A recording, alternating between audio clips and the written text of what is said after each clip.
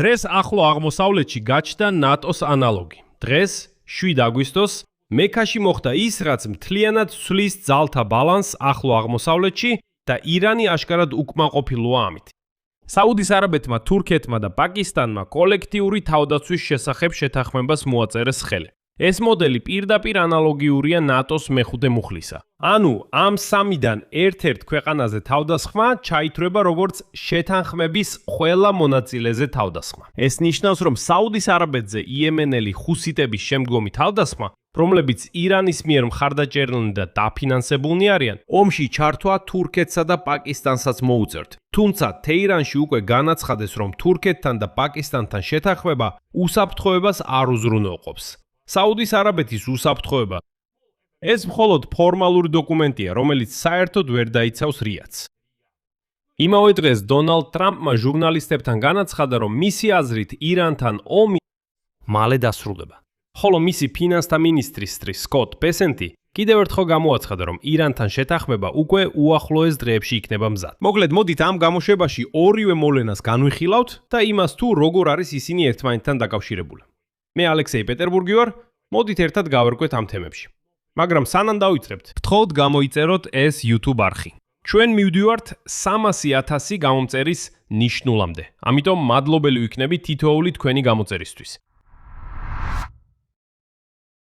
მოდით დავიწყოთ ისტორიული შეთანხმებით ახლო აღმოსავლეთში. საუდის არაბეთმა, პაკისტანმა და თურქეთმა გააფორმეს თავდაცვითი პაქტი, რომელსაც უკვე ახლო აღმოსავლეთის ნატო უწოდეს. მხარეები მოლაპარაკებებს დაახლოებით 1 წლის განმავლობაში აწარმოებდნენ. ანუ ეს არ არის სპონტანური რეაქცია მიმდინარე კრიზისზე, არამედ დიდი ხნის განმავლობაში მომზადებული დოკუმენტია, რომელიც უბრალოდ ეხლა მოეწერა ხელი. მაგრამ ასევე მნიშვნელოვანია გავითვალისწინოთ, რომ მოლაპარაკებები სამივე მხარემ დაიწყო 2025 წლის ივნისში, 12 დღიანი ომის შემდეგ, როდესაც აშშ და ისრაელი ბომბავდნენ ბირთვულ ობიექტებს ირანში. სამი ქვეყნის ერთობლივი განცხადების მიხედვით, შეთანხმება მიზნად ისახავს კოლექტიური შეკავების გაძლიერებას ნებისმიერი აგრესიის აქტის წინააღმდეგ.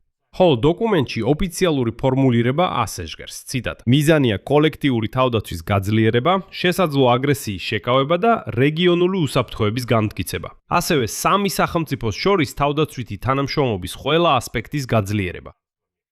კონკრეტული ინფორმაცია იმის შესახებ, თუ რა ვალდებულებები აიღო თითოეულმა მხარემ, არ არის მოცემული. აგრეთვე თავდასხმის შემთხვევაში სამხედრო დახმარების გაწევის მექანიზმიც ჯერჯერობით არ არის გამჟღავნებული. მაგრამ არსი ისაა, რომ შეთანხმება იმ მომენტში გაფორმდა, როდესაც იემენელი ჰუსიტები ირანის მხარდაჭერით ესხმიან თავს ნავთობის ობიექტებს საუდის არაბეთში და გამოაცხადეს წითელ ზღვაში საუდის ნავთობის ექსპორტის ბლოკადა, ანუ პაკისტანს და თურქეთს კარგად ესმოდათ. რა რეალობაში იდებოდა ეს შეთანხმება და აშკარაა, რომ ისინი ნამდვილად თანახმა იყვნენ, დახმარებოდნენ საუდელებს.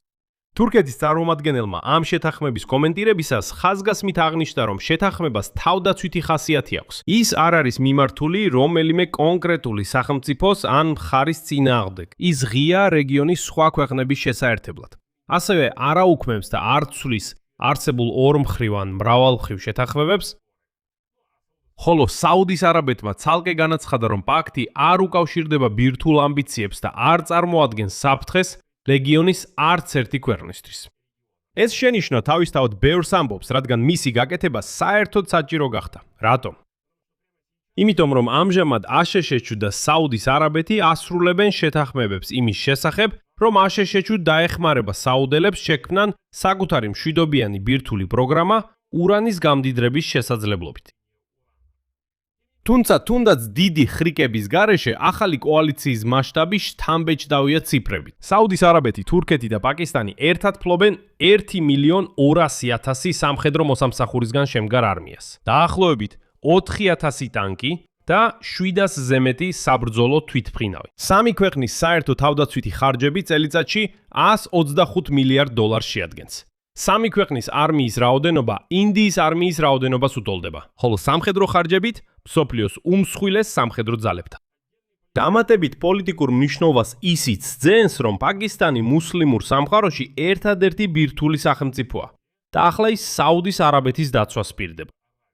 თუმცა ამავე დროს პაკისტანს საკმაოდ მჭიდრო ურთიერთობები აქვს ირანთანაც. ამავე დროს ირანის პარლამენტის ეროვნული უსაფრთხოების და საგარეო პოლიტიკის კომისიის წარმომადგენელმა იბრაჰიმ რეზაიმ განაცხადა, რომ საკუთარი უსაფრთხოების უზრუნველსაყოფად საუდის არაბეთმა პოლიტიკა უნდა შეცვალოს და არა პაქტების დადება. შემდეგ მოხავს მისი ციტატა. საუდელებმა უნდა გაიგონ, რომ თურქეთთან და პაკისტანთან ფორმალური შეთანხმება უსაფრთხოებას არ მოუტანს. ისევე როგორც ამერიკელთა ინტერესების ერთხრივად დაკმაყოფილების წლებმა, მათ უსაფრთხოება არ მოუტან. შეცვალეთ თქვენი პოლიტიკა, რათა სხვებს უსაფრთხოება აღარ შესთხოვთ. აქ მნიშვნელოვანია გავიგოთ, რომ არსებული პაქტი არ არის სამი ქვეყნის დაახლოების პირველი ნაბიჯი, არამედ უკვე ჩამოყალიბებული კავშირების განმტკიცება. საუდის არაბეთმა და პაკისტანმა ორმხრივი თავდაცვის შეთანხმება ჯერ კიდევ 2025 წლის სექტემბერში გააფორმეს. ანუ ეს მოხდა მანამდეც კი, სანამ ირანი პირდაპირ დაიწყებდა საუდის არაბეთის ტერიტორიაზე დარტყმებს. ანკარამ უკვე მიაწოდა ისლამაბადს 4 ადას ტიპის კორვეტი. მან განაახლა პაკისტანის წყალქვეშა ნავები და ჯეიმსის გამანადგურებლები. ერ-რიადმა თავის მხრივ უკვე შეიძინა თურქული საბრძოლო უპილოტო აპარატები, ბაირაქტარ აკინჯი. ამ პარტნიორობაში თურქეთსა და პაკისტანს შეუძლიათ მოწინავე თავდაცვითი ტექნოლოგიები და საწარმოო შესაძლებლობები უზრუნველყონ, ხოლო საუდის არაბეთს შეუძლია დაფინანსება უზრუნველყოს. საერთო ჯამში ეს შეთანხმება გააძლიერებს სამი ქვეყნის გავლენას მთელი რეგიონის უსაფრთხოების არქიტექტურაზე. და მიაქციეთ ყურადღება. რუსეთი აქ საერთოდ აღარ იხსენიება. ანუ უნდა აღვნიშნოთ ფაქტი, რომ რუსეთი როგორც სახელმწიფო ახლო აღმოსავლეთის უსაფრთხოების არქიტექტურიდან უკვე დიდი ხანია გამოაგდეს. უბრალოდ აი ესე გამოაგდეს და უთხრეს, მორჩა, აქ არანაირი გაურეცხავი რუსები აღარ იქნებიან. ახლა რატომ მოხდა ეს სწორედ ახლა? აქ საჭიროა ომის უფრო ფართო კონტექსტი, რადგან თავად ეს შეთანხმება ბოლო დღეების ესკალაციის პირდაპირი შედეგია. ერ-რიადი იყო ომის ერთ-ერთი ყველაზე ხმამაღალი მოწინააღმდეგე ახლო აღმოსავლეთში და მთელი ამ დროის განმავლობაში ცდილობდა ტრამპი შეეჩერებინა ირანის წინააღმდეგ ესკალაციისგან. მაგრამ თავდასხმები, რომელსაც საუდის არაბეთი განაგრძობს სხვადასხვა მიმართულებიდან განიცდის, მაინც მიიყვანა საუდის არაბეთის ჩინოვნიკები უკიდურეს შეშფოთებამდე. ერ-რიადში მიანიშნებენ, რომ სამეფო ემზადება მასშტაბური კოორდინირებული თავდასხმისთვის ირანის მიერ მხარდაჭერილი ფორმირებების მხრიდან ერაყსა და იემენში, რომლებიც მოქმედებენ ისლამური რევოლუციის გუშაქთა კორპუსის მხარდაჭერით. თეირანმა უკვე გააფრთხილა სპარსეთის ყურის ქვეყნები, რომ ამერიკული დარტყმების განახლება გამოიწვევს საპასუხო დარტყმებს ენერგეტიკულ ობიექტებსა და გამთქნარების სადგურებზე მთელ რეგიონში. რეალური ზიანის მასშტაბი უკვე საკმაოდ დიდია. საუბარია ზიანს, რომელსაც ირანის პროქსი ძალები აყენებენ საუდის არაბეთს. იმაზე აღარაფერს ვამბობ, რამდენი ობიექტი დაანგრია თავად ირანმა საუდის არაბეთის ტერიტორიაზე. მაგალითად, იემენელი ჰუსიტები ბლოკავენ წითელ ზღვას, მაგრამ პარალელურად, როგორც გახდა ცნობილი, მათ მოკლეს მინიმუმ 58 სამთავრობო სამხედრო მოსამსახურე იემენში სარაკეტო და დრონული დარტყმების შედეგად. და ეს იემენის სამოქალაქო ომის ერთ-ერთი ყველაზე სისხლიანი დღე იყო ბოლო 4 წლის განმავლობაში. ეს ნიშნავს, რომ ჰუსიტები კვლავ აძლიერებენ თავიანთ საბრძოლო მოქმედებებს. ხოლო საუდელები შეგახსენეთ, იემენში სამთავრობო ძალების მხარეს არის. და სწორედ ამ კონტექსტში ფორმულირდება მექაში ხელმოწერილი შეთანხმების ნამდვილი მნიშვნელობა. ეს არის გაფრთხილება თეირანისთვის, რომ რეგიონში ძალები ერთ მუშტად ერთიანდებიან. კიდევ ერთი მასშტაბური თავდასხმა საუდის არაბეთზე ნამდვილად შეიძლება ამოქმედოს ეს პაქტი. ჩააბას კონფლიქტში პაკისტანი და თურქეთი და მკვეთრად გააფართოვოს მთელი ომის მასშტაბი. ეხლა დღის მეორე მოვლენა, ტრამპის განცხადება ირანთან დაკავშირებით. აშშ-ს პრეზიდენტმა განაცხადა, ციტატა, "ვფიქრობ, ყველაფერი საკმაოდ მალე დასრულდება. არ ვფიქრობ, რომ ირანი დიდხანს გაძლებს." რა თქმა უნდა, ეს უკვე საკმაოდ სასაცილოდ ჟღერს. მით უმეტეს, რომ ასეთ რიტორიკას უკვე მილიონჯერ მოვისმინეთ ამ ნახევარი წლის ომის განმავლობაში. საკითხი, რომელიც ეხებოდა საბრძოლო მასალების რაოდენობას, ტრამპმა პირდაპირ აღიარა პრობლემა, ციტატა. ჩვენ გვაქვს გარკვეული ტიპის ძალიან ძლიერი შეიარაღება, რომლის მარაგებიც პრაქტიკულად შეუზღუდავია. სხვა ტიპებთან დაკავშირებით სიტუაცია ცოტა უფრო დაძაბულია. მისი თქმით, ამერიკული თავდაცვითი კომპანიები აშენებენ ახალ საწარმოო სიმძლავრეებს, მათ შორის პატრიოტის და ტომაჰავკის რაკეტების წარმოების ქარხნებს. მაგრამ პირდაპირ გუშინ ტრამპი პირად საუბრებში მაინც ჭიოდა, რომ პენტაგონის შეიარაღების მარაგების ამოწურვის შესახებ ცნობები აშშ-ს ირანთან მოლაპარაკებებში სუსტ მხარეს წარმოაჩენს. და სწორედ ამიტომ საჯაროდ ის ამტკიცებს, რომ არა, აშშ-ს აქვს უზარმაზარი რაოდენობის საბრძოლო მასალა. თუმცა აღიარებს ცალკეული ტიპის შეიარაღების დეფიციტს. პარალელურად შეგახსენებთ, ირანი და ომანი ახლოს არიან არმუზის სრუტეში კომერციული საზღვაო მიმოსვლის ჩარჩო შეთანხმების დასრულებასთან. და ირანელმა ჩინოვნიკმა დღეს განაცხადა, რომ საბოლოო გადაწყვეტილება უფრო მაღალ დონეზე იქნება მიღებული.